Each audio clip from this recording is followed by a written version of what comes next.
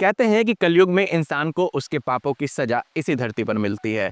जब कुदरत का यह थ्योरी पूरे विश्व में लागू होता है तो यह theory same to same Kejriwal पर भी इम्प्लीमेंट होगी। इस चुनाव को देख करके ऐसा लग रहा है कि केजरीवाल के पाप का हांडा फूटने का वक्त अब आ गया है।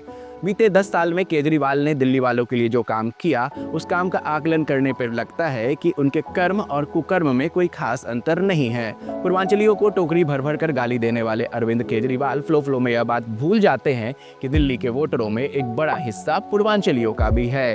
500 रुपए की टिकट कटा करके दिल्ली में इलाज करके आने वाले यह पूर्वांचली भी इस देश के ही नागरिक हैं। दिल्ली में बाहर से भी बहुत लोग अब आ रहे हैं इलाज कराने के लिए।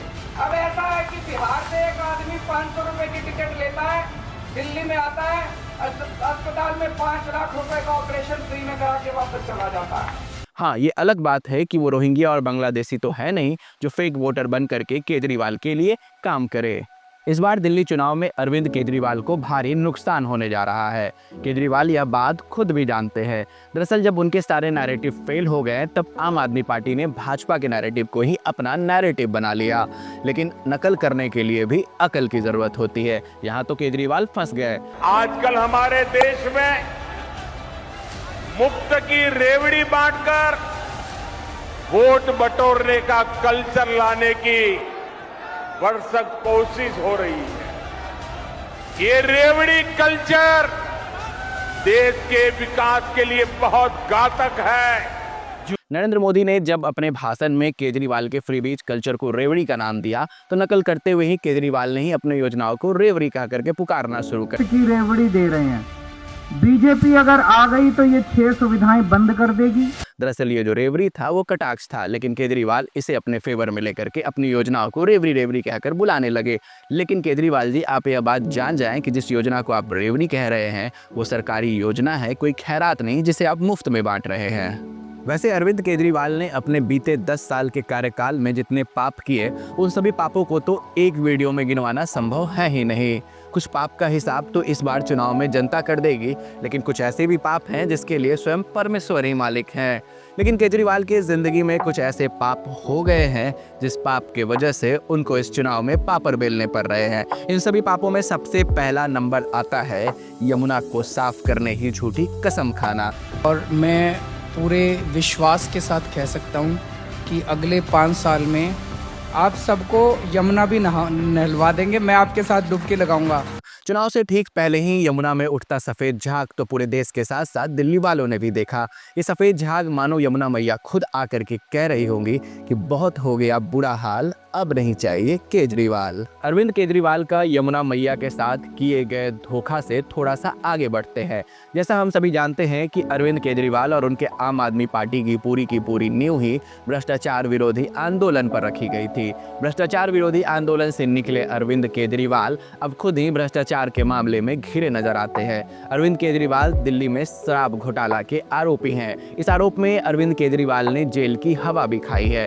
को तैनात किया गया है, अर्धसैनिक बलों को तैनात किया गया है। अरविंद केजरीवाल के साथ साथ उनके कैबिनेट के बड़े बड़े नेताओं में मनीष सिसोदिया, सत्येंद्र जैन और संजय सिंह जैसे लोग भी जेल की हवा खा चुके हैं। इन सभी पर भ्रष्टाचार के कोई न कोई नए आरोप लगते रहे हैं। केजरीवाल अभी अपने नेताओं के साथ जमानत पर बाहर है, जिनकी जमानत कभी भी टूट सकती है और इन्हें कभी भी तिहाड़ का रुख दोबारा करना पड़ सकता है। अरविंद केजरीवाल जो शराब घोटाला के आरोपी हैं, या तो कहें कि पूर्व मुख्यमंत्री अरविंद केजरीवाल के साथ एक हल्ला जरूर हो सकता है कि केजरीवाल के साथ ये पूर्व मुख्यमंत्री का शब्द हो सके तो चुनाव के बाद परमानेंट हो जाए। दरअसल शीश महल में हुए घोटाले को लेकर के अरविंद केजरीवाल दिल्ली की जनता के सामने अपना शीश तो झुका रहे हैं, लेकिन शीश महल के घोटाले के सामने अरविंद केजरीवाल कितनी भी शीश झुका ले, लेकिन जनता उन्हें माफ नहीं करेगी।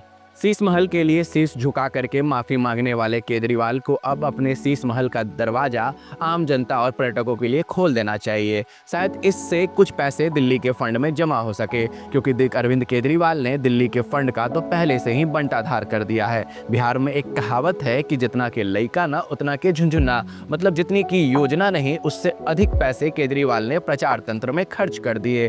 मतलब करोड़ों के रुपए की योजनाओं के लिए अरविंद केजरीवाल ने सैकड़ों करोड़ रुपए प्रचार तंत्र पर खर्च किया। केजरीवाल के सोशल मीडिया हैंडल को देख करके ऐसा लगता है कि केजरीवाल और उनकी टीम के सभी लोगों को उनके हार का अंदाजा हो चुका है। केजरीवाल के सोशल मीडिया हैंडल पर वो चीज़ें डाली जा रही है जो भाजपा और अन्य पार्टी के थर्ड पेजेस पे होते हैं। थर्ड पेज की कंटेंट को केजरीवाल अपने ऑफिशियल पेज पे डाल रहे हैं। केजरीवाल की पूरी पार्टी अब खिसियाई बिल्ली खम्बा नोचे की हालत में दिख रही है। केजरीवाल को हार करीब आते देख करके प्रभु श्री राम की और प्रभु हनुमान की याद आ गई है। केजरीवाल अब बार बार प्रभु बजरंगबली का नाम ले रहे हैं। सबका भला हो और देश का भला हो।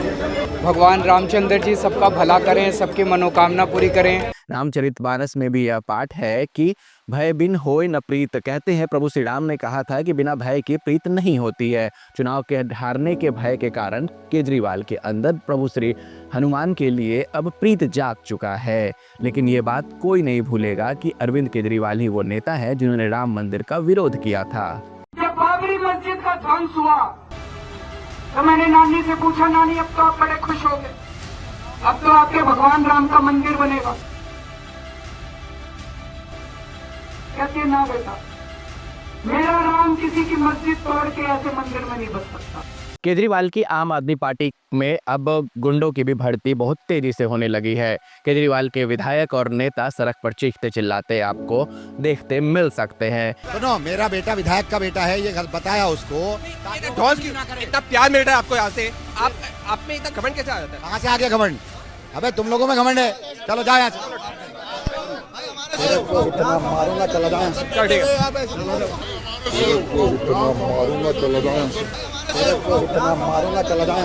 है।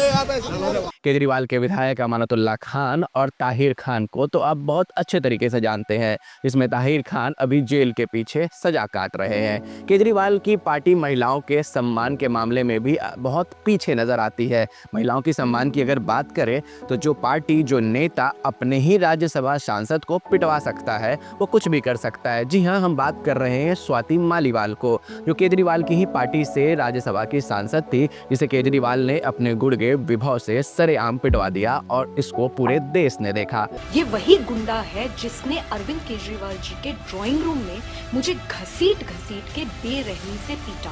मेरे को अरविंद केजरीवाल जी ने ही पिटवाया है। केजरीवाल का अब जो तंत्र है वो पूरी तरह भ्रष्टाचार में संलिप्त हो चुका है और केजरीवाल का पर्दा फाश हो चुका है। केजरीवाल भी इस बार पूरे चुनाव में निराश नजर आ रहे हैं। केजरीवाल के चेहरे की रंगत उड़ गई है। अब तो ये जनता ही बताएगी कि फिर लाएंगे केजरीवाल या कभी नहीं आएंगे केजरीवाल।